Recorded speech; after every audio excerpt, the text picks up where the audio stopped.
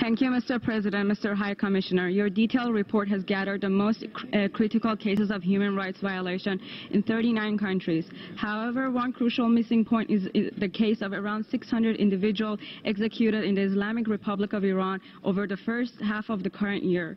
This is without a doubt the highest rate we have seen in Iran during the recent years. As you have already mentioned, the Takfiri group ISIL continues to perpetrate the most despicable abuses on the Iraqi people under its control. We sustain the united support and attempts to limit this group's power and empowerment of the Iraqi government. However, our concern is that Shia's forces' inspirational model is a state which is known for systematic widespread and grave violations of human rights. According to evidences, these Shia forces violate the human rights just as ISIL and associated groups does in the areas under their control, as well as Kurdish forces in Syria.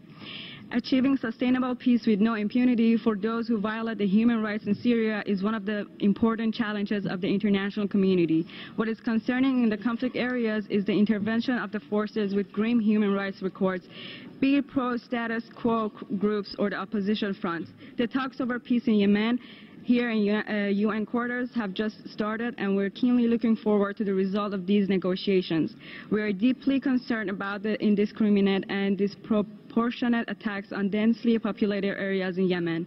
Although the mass attack of a group of countries on some areas of another country may be tolerated due to the invitation of the legitimate government of the country, but we believe if this matter is not included in the framework of the Chapter 7 of UN Charter, it is unilateral coercive measure. This is particularly worrisome considering that the armed forces of those countries are not trained well enough to protect the human rights. Thank you, Mr. President.